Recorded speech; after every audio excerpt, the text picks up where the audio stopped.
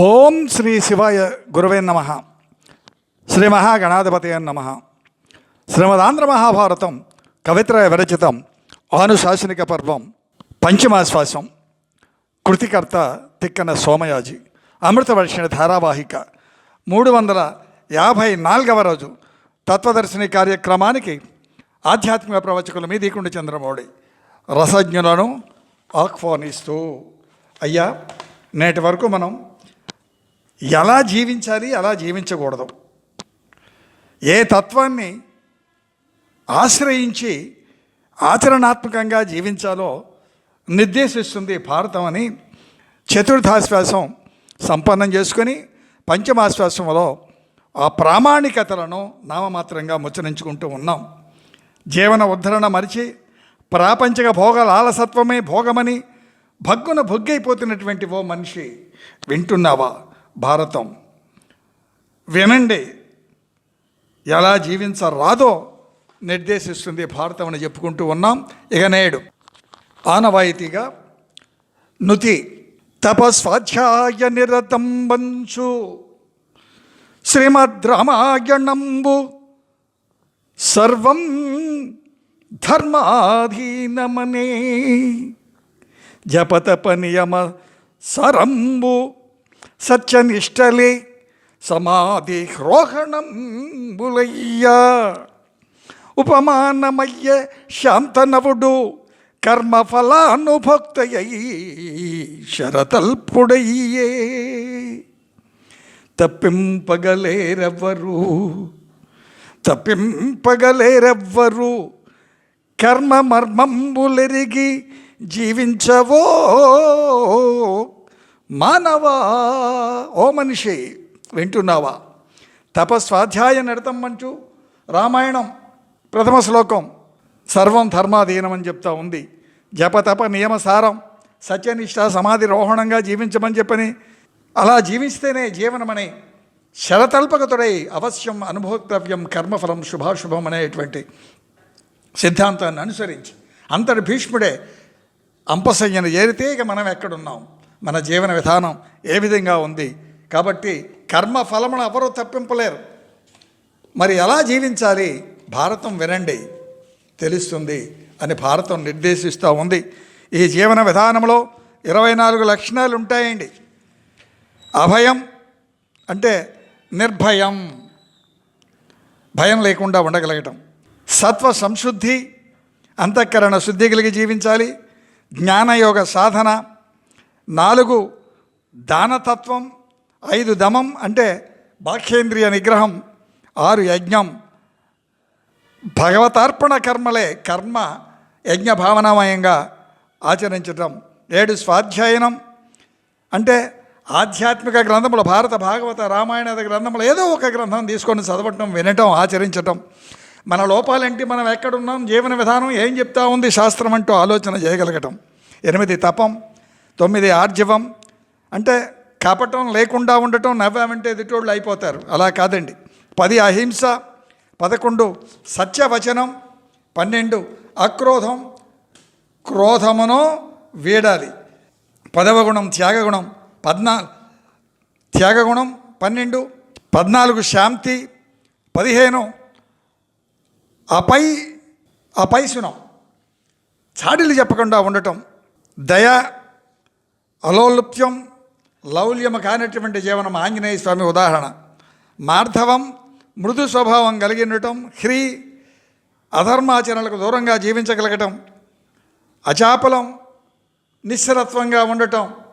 ఎంతో అంతో జ్ఞాననిష్ట ధర్మనిష్టలో ఉన్నామంటే మళ్ళీ జారిపోకుండా జాగ్రత్తగా ఉండగలగటం. తేజస్సు, క్షమాగుణం.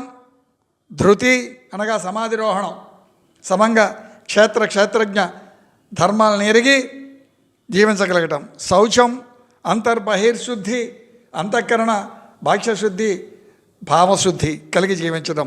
అద్రోహం, ద్రోహచింతన లేకుండా ఉండటం. అతిమానితం, స్వాతిశయం, గర్వం, పొగరు, దర్పం, దంభం ఏమన్నా చెప్పుకోండి, పుష్కలంగా ఉన్నాయి కలియుగంలో మానవులకు. ఇవన్నీ స్వాతిశయం, నేనే గొప్ప అనుకోవటం, ఏంటి ఆయన చెప్పేది మనం వినేదేంటి, ఇవన్నీ దుర్గుణాలు. ఈ స్వాతిస్వామి ఇవి లేకుండా ఉండగలగటం, అట్టి జీవనమే జీవుణ్ణి ఉద్ధరిస్తుంది అని 13/9/2022 భాగవతం 218వ రోజు గీత, సీతారాం భాగవతం కాదండి, గీత వివరణలో నేను మనవి చేసినటువంటి భగవద్గీత వివరణ నేను మనవి చేశాను, దాన్ని ఇక్కడ ఉటంకించాను. కాబట్టి హరిహరనాథ ఆలకించు స్వామి అంటున్నారు తిక్కన సోమయాజి. దేవా వైశంపాయనుండు జనమేజయునికి ఇట్లని జనమేజయునకు వైశంపాయనుల వారు ఈ భారత కథను వివరిస్తున్నారని చెప్పి మనం చెప్పుకుంటూ ఉన్నాం. పార్వతీదేవి శివుడు వర్ణాశ్రమ ధర్మాలను ఎలా వివరించారు? పార్వతీదేవికి పరమశివుడు వర్ణాశ్రమ ధర్మములను ఈ విధంగా వివరించారయ్యా అని జనమేజయునకు వైశంపాయనుల వారు చెప్పారు అని చెప్పని భీష్మాచార్యుల వారు ధర్మరాజుకు చెప్తా ఉన్నారు, కొనసాగిస్తూ ఉన్నారు. ఇదంతా కూడా నారదముని శ్రీకృష్ణుడితో చెప్తా ఉన్నాడు. మీకు గుర్తుండాలి వింటే. మరి శ్రీకృష్ణుడు రుక్మిణి 12 సంవత్సరములు సంతానం పొందే నిమిత్తంగా, పుత్ర సంతానార్థి అయి సంతానం పొందే నిమిత్తంగా తపస్సు ఆచరిస్తూ ఉంటే వీళ్ళందరూ కూడా దేవలుడు, అసితుడు, నారదుడు, వాల్మీకి, వ్యాసమహర్షి, మహామహా ముని గణమంతా కూడా ఆయన దగ్గరికి వస్తే ఆయన వారిని సేవించి వారు నారదుడిని ఆయన పరిప్రశ్నిస్తే నారదుడు స్వామికి చెప్తా ఉన్నారు, బ్రాహ్మణనంద అది మహాపాపమయ్యా అని ప్రారంభిస్తూ శివుడు ఆధారంగా అపర్ణ, పార్వతి, పరమేశ్వరుడు యొక్క సంవాదాన్ని చెప్తా ఉన్నాడు నారదుడు శ్రీకృష్ణుడికి. అపర్ణ, చాతుర్వర్ణాలు బ్రహ్మే సృష్టించాడు, ఇందులో ఎక్కువ తక్కువ లేవు, ఒకే దగ్గర నుంచి వచ్చారు వీళ్ళంతా. బ్రాహ్మణ, క్షత్రియ, వైశ్య, శూద్రుడు వీళ్ళు. విధాత ముఖం నుండి బ్రాహ్మలు, బాహువుల నుండి క్షత్రియులు, తొడల నుండి వైశ్యులు, పాదముల నుండి శూద్రులు. ఆ క్రమంలో వీళ్ళంతా కూడా ఆవిర్భవించారు. ఏం అర్థమవుతుంది? పలుకు యజ్ఞ భావనామయం బ్రాహ్మణత్వం, అలాగే పాలనా వ్యవస్థ క్షత్రియ వ్యవస్థ, పరిశ్రమ వైశ్యం, సేవాభావం శూద్రం. ఇవి 4 లేనిదే జీవనమే లేదు, జీవన విధానం లేదు, అప్పుడు సమాజమే లేదు, సంసారమే లేదు. ఆలోచించాలి సీతారాం. ఈ వర్ణ వ్యవస్థను కించపరచటం, దూషించటం మహాదోషం. బ్రాహ్మణ నింద, నిరాదరణ పతనకారకం. సరస్వతీదేవిని నిందించినట్లే. అది శివ విరోధం, అంటే మంగళకరములకు విరోధమో. శివుడు మంగళకరుడు, ఆయన ఉంటే శివం, ఆయన లేకపోతే శవం. విప్ర ధర్మాల వలననే వేదం, దాని ద్వారా ధర్మం, సృష్టి క్రమం సాగుతోంది. అధ్యాపకుడు లేకపోతే అజ్ఞానమే కదా, అంధకారమే కదా. చెప్పేదెవరు, వినేదెవరు? బ్రాహ్మణుడు నిత్యాగ్నిహోత్రి, దేవతా ప్రతినిధి బ్రాహ్మణుడు. శమం, దమం, తపం, శౌచం, శాంతి, ఆర్జవం అంటే జ్ఞానం, విజ్ఞానం, ఆస్తిక్యం, బ్రాహ్మణ్యం, ఇవన్నీ కూడా వారి యొక్క సహజ ధర్మములు. అందుకనే 26 తత్వాలు ముందుగా దీన్ని అనుసంధానం చేసే నిమిత్తంగా మీకు వివరించడం జరిగింది.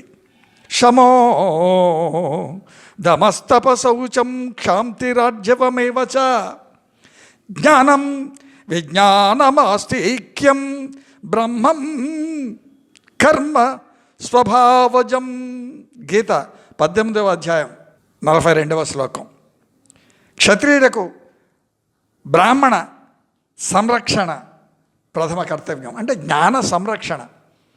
ఉపాధ్యాయులు, బ్రాహ్మలు, జ్ఞానం బోధించేవాళ్ళు, ఒక బ్రాహ్మణ వ్యవస్థ కాపాడబడితే దేవాలయ ధర్మాదాయ వ్యవస్థలు, సమాజం పురోగమిస్తుంది.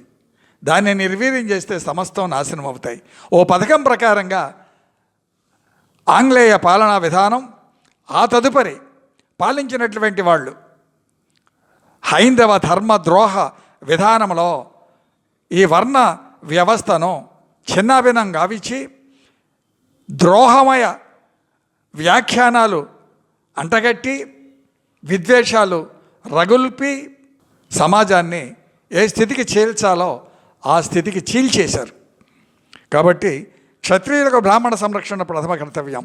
ధర్మపాలన, సాధు సంరక్షణ, నియమం, శీలం, క్రతుదానాల నిర్వహణ, చాతుర్వర్ణ వ్యవస్థల సారమెరిగి ఎవరైతే పాలిస్తారో ఆ పాలనే పాలన, అదే శుభ పాలన. అంతే తప్ప ఒక వర్ణాన్ని, ఒక వర్గాన్ని మరొక వర్గంపై ఎగదోసి ఓట్లు దండుకొని పాలన చేస్తూ ఇక్కడ పాలు ద్రాగి విషం జిమ్మి అక్కడ పాట పాడటం, పాడేవాడు పాడుతున్నాడు పో దుర్మార్గుడు, విని ఆచరించడానికి మనకెక్కడ లేదు సిగ్గు. ఆలోచించాలి సీతారాం. ఒక్క హైందవులకే పట్టినటువంటి అష్టదరిద్రం. హే శివ అనుగ్రహింపుమా. వైశ్యులు వ్యవసాయం అనగా కేవలం పొలం దున్నడం అది మాత్రమే కాదండి. ప్రతి పరిశ్రమ, ప్రతి దాంట్లో, ప్రతి జీవి ఏదైతే ఉత్పత్తి సాధనకై కృషి చేస్తాడో అదంతా వ్యవసాయమే. అలాగే సమాజ సేవ, ధర్మసేవనం శూద్రులకు. సమాజ సేవ, ధర్మసేవనం అంటే ఇంతకు మించినటువంటి ధర్మం మరొకటి లేదండి. పరోపకారార్థం ఇదం శరీరం.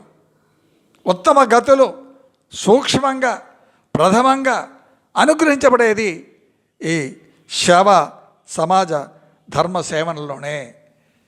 నేటి సమాజ సేవ పేరుతో రాజకీయ వ్యవస్థ భ్రష్టు పెట్టింది. ఇదంతా కూడా పాలనా వ్యవస్థకు అనుసంధానం చేయబడినటువంటి వర్ణన వివరణ. మరి నేటి పాలనా వ్యవస్థ ఎలా ఉంది? ఏదో సేవ కోసం వస్తున్నామంటారు. ఎమ్మెల్యేలు అంటారు, మంత్రులు అంటారు, ఎంపీలు అంటారు, ఎమ్మెల్సీలు అంటారు, ఇంకేదో అంటారు, ఏదో అంటారు. కోట్ల రూపాయలు ఖర్చులు పెడతారు. వ్యాపారం కాదా అది? సేవ అంటారా? సేవకి వ్యాపారానికి భేదం గ్రహించలేని స్థితిలో మానవుడు జీవిస్తూ ఉంటే ఈ లోపం ఎవరు సరిదిద్దగలరు? ఒకళ్ళు నిందించుకోవటంలో ఉపయోగం లేదు. సారమెరిగినటువంటి జీవన విధానం, తనను తను ఎవరికి వారు ఉద్ధరించుకుంటే ఈ సమాజం సుస్థిరమవుతుంది. అవదా? ఆలోచించాలి సీతారాం. కాబట్టి అదే ధర్మసేవనం. సేవాధర్మం అనగా కృషి, గో సంరక్షణ, సమస్త దేవతా స్వరూపం గోవు. గో సంరక్షణ, ఆచార పాలన, ఎవరి ఆచార వ్యవహారాలు వాళ్ళు పాలించడంలో తప్పులేదు. స్వకుల కర్మాచరణ, స్వధర్మాచరణ, ఇవన్నీ కూడా ధర్మపు రీతులు. వీటన్నిటికీ పైన చెప్పినటువంటి ఆ 26 లక్షణాలు ప్రాణప్రదం. కాబట్టి ఆశ్రమ ధర్మాలు ఉన్నాయి, వర్ణాశ్రమ ధర్మాలు, చతురాశ్రమ ధర్మాలు. వాటిని కూడా పాటించాలి. నియమానుసారంగా ఆచరణ అంటే గృహస్థు, బ్రహ్మచర్యం గృహస్థు, సన్యాసం వానప్రస్థం. గృహస్థ ధర్మం అన్నిటికీ మూలపట్టు. నియమానుసారంగా ఆచరణ. ఏది నియమం? యమ, నియమ, ఆసన, ప్రాణాయామ, ప్రత్యాహార, ధ్యాన, ధారణ, అది ఆ రంగాలను ఎవరైతే పాటిస్తూ ఉంటారో కొంతలో కొంత మనం కూడా పాటించాలి కదా. ఆహారం, వాక్కు, ఆచరణ ధర్మయుతంపై ఉండాలి. ఆహారం, వాక్కు, ఆచరణ ధర్మమయం. ఇది ప్రాణుల అన్నింటి కర్తవ్యం. దేని ఆహారం అది తింటుంది, అంతే. దేని వ్యవహారం అది సలుపుతూ ఉంటుంది. ఏది ఏం చేసినా ధర్మమయంగానే ఉండాలి. స్వర్గవాసం శాశ్వతం కాదు. చూడండి, మహామహా పుణ్యకార్యములు ఆచరించినప్పటికీ స్వర్గం వెళతారు. అక్కడ ఏమవుతుంది? ఆ ఫలం, ఆ పుణ్య ఫలం ఏదైతే ఉందో అది తరిగిపోగానే మళ్ళీ జన్మ. ఏ జన్మ? మానవ జన్మనా అంటే ఆ కర్మ ఆచరించిన కర్మ ఫలముల యొక్క పుణ్యఫలం అనుభవించాడు. మరి పాపఫలం కూడా అనుభవించాలి కదా. ఆ జన్మ తిరిగి జన్మ తప్పదు. ఈ జ్ఞానం ఎరిగినటువంటి ఆచరణయే తరించే మార్గం. జీవుడు, మనిషే కాదు, సర్వ ప్రాణికోటి. కాబట్టి తీర్థయాత్రలు, బాధ్యతాయుత జీవన శైలి అవశ్యం. ఆలోచించాలి సీతారాం. గృహస్థ ఆశ్రమం తక్కినటువంటి ఆశ్రమాలన్నింటికీ కూడా ఆలంబనగా ఉండాలి. ఇదంతా మానవ జీవన విధానానికి, సమస్త ప్రాణికోటికి, ముఖ్యంగా మానవులకు, ఎందుకంటే విజ్ఞాన సుజ్ఞాన ప్రజ్ఞానములు మానవులకే ఇచ్చాడు కనుక సారమెరిగి మర్మమెరిగి జీవించి తనను తను ఉద్ధరించుకోవాలని ఆంధ్ర మహాభారతం నిర్దేశిస్తూ ఉంది. హైందవ సోదర, దయతో భారతం వినండి, శ్రీ రామాచార్యులను సబ్స్క్రైబ్ చేయండి. గడప లోపల గుణం గడప దాడితే హిందువులం ధర్మం రక్షతి రక్షిత నినాదములతో కాదండి, ఆచరణతో ధర్మం రక్షించబడుతుంది. ఏతే సర్వం శ్రీ సీతారామచంద్ర చరణారవిందార్పణమస్తు. ఓం శాంతి శాంతి శాంతి. సీతారాం.